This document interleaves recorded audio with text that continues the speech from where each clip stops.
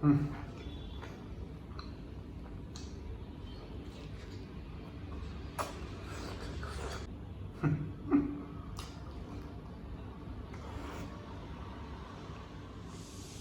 guys, welcome to my YouTube channel Aku Vlogs.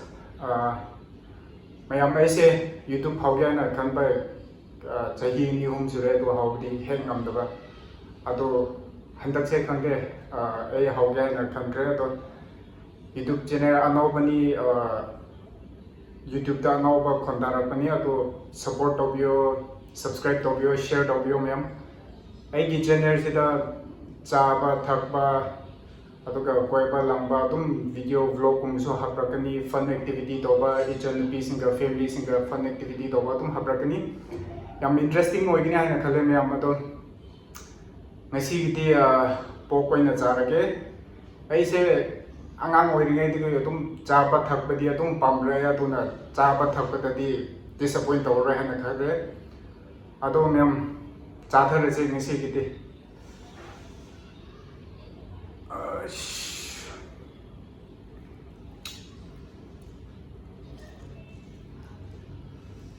Chambra se kitang chai ke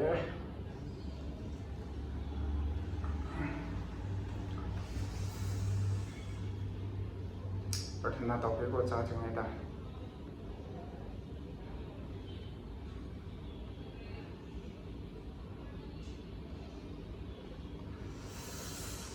char se me on to de how in the first order I get first bite mayam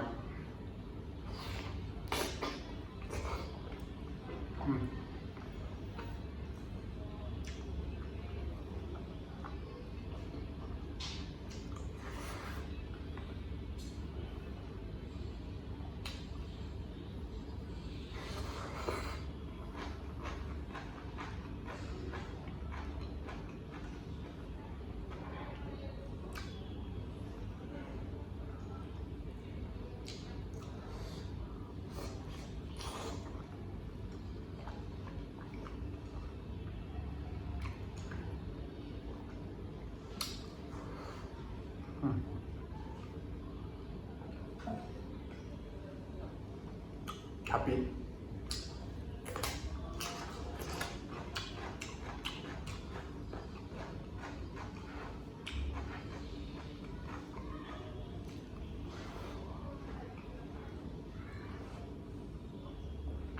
capsule in the hand now có ai đi mà phi đi bằng để capsule đúng tàu thật là cái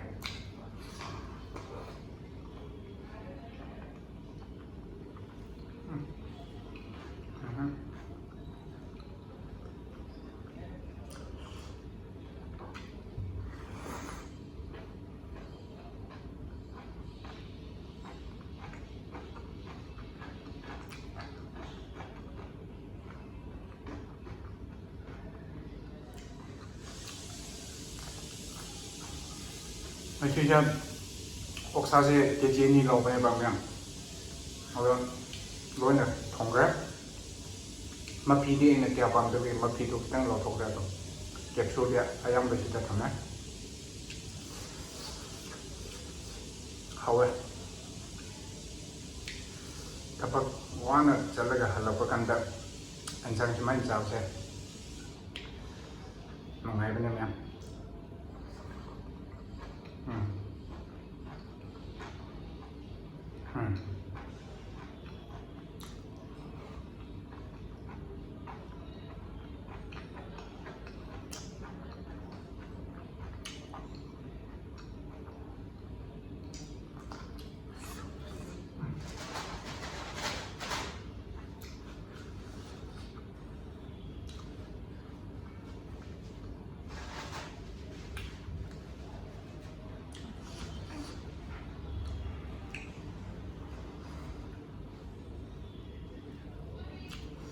Spring onion sẽ yum hơn.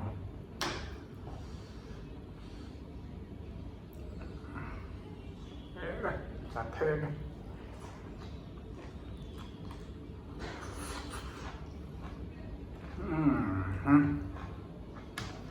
Mà phi sẽ đi bấm đây đây. Khóc.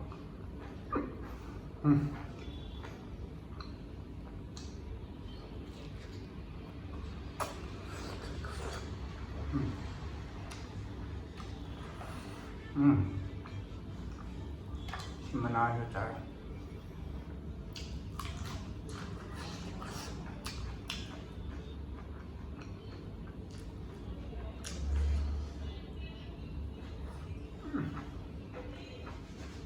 Yang sayang yang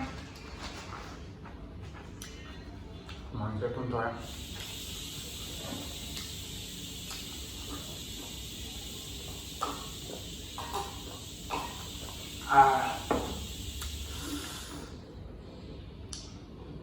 Semain jaga kita mau kayak berkanda, kok Pepsi kita tercinta, rồi là tụi mục trắng cái này hai ba hết rồi.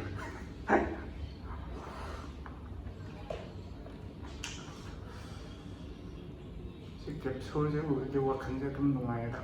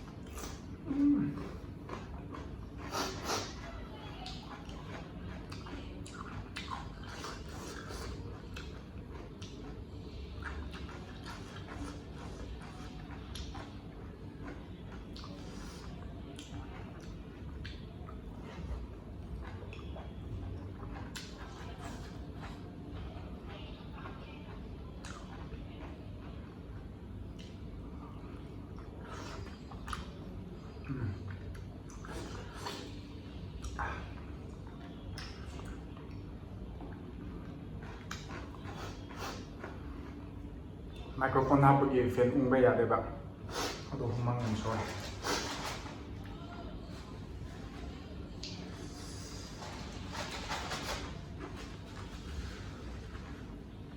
때리나 좀 자르세다.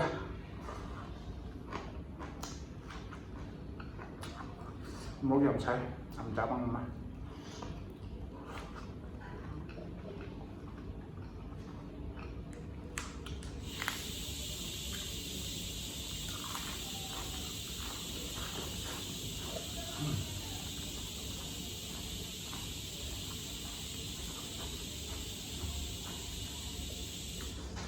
Rồi.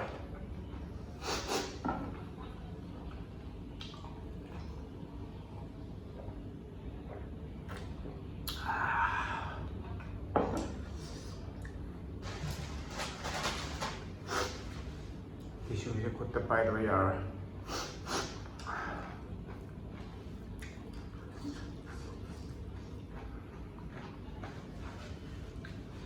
Cái yêu của mọi người.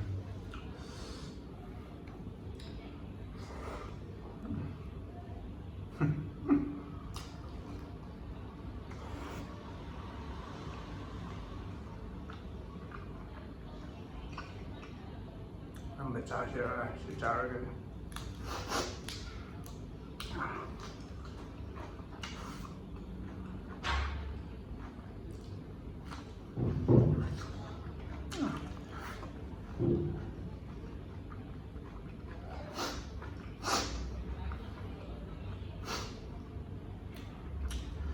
Sahabat lo yang ngambil dong mantra.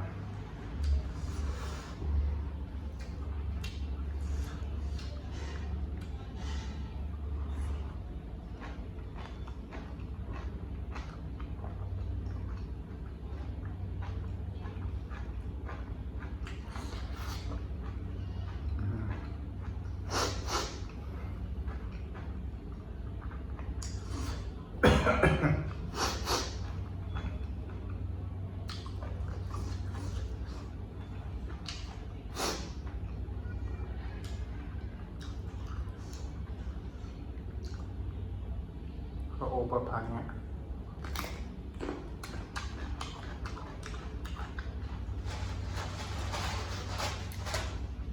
yang saya itu men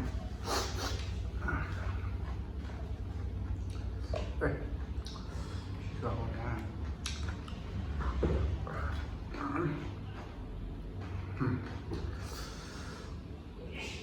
Saruga mapi.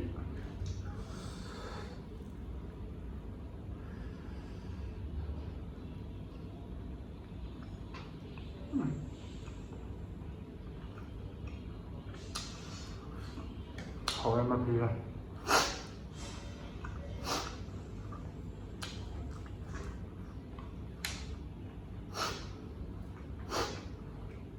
Tâm chào với bọn em. Đối này chào con làm bên này sẽ tâm này.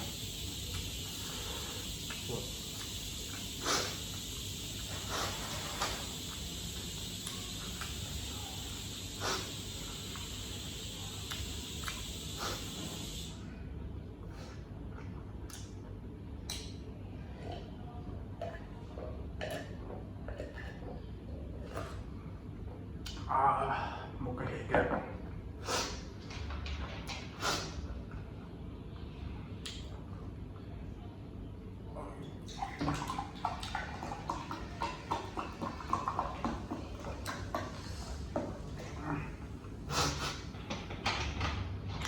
Sirup kokse yang bame dia sarah datum dan propaganda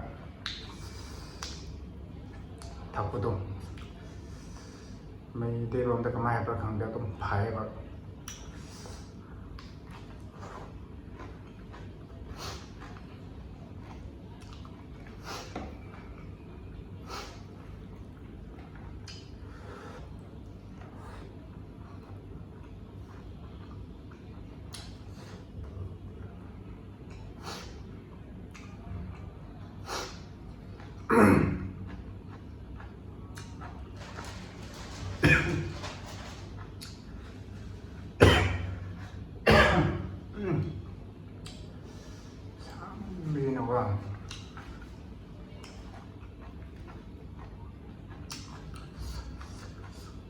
Mukse yam sai chawang amda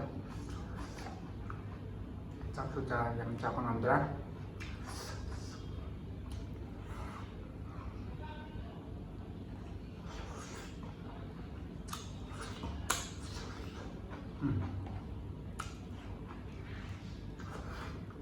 yam mawa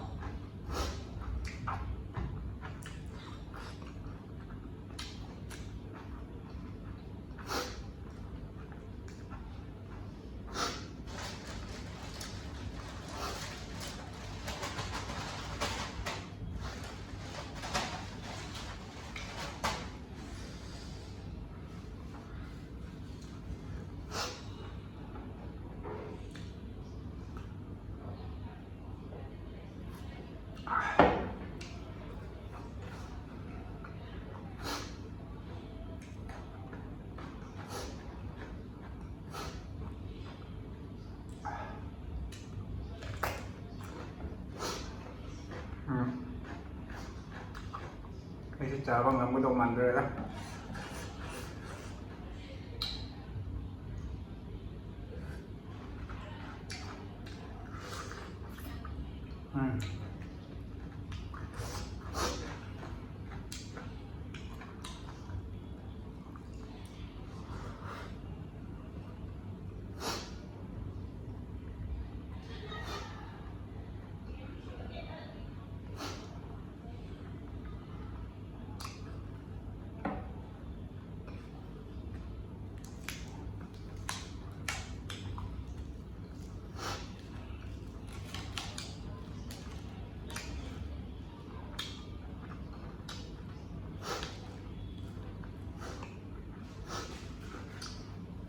Bằng các bạn.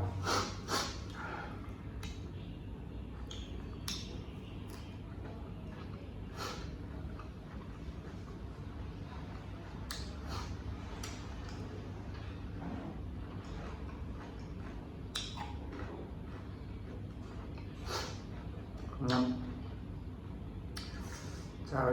cara ngâm cái đồ mandra pakin nada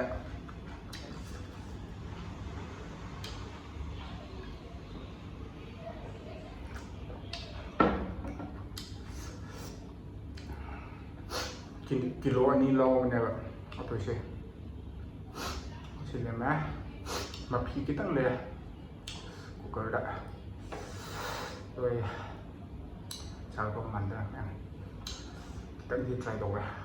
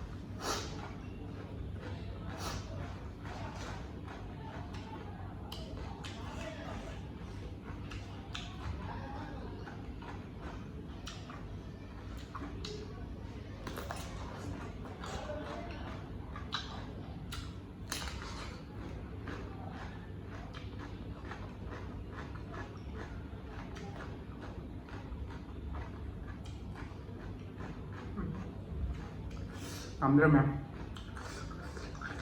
tuh kan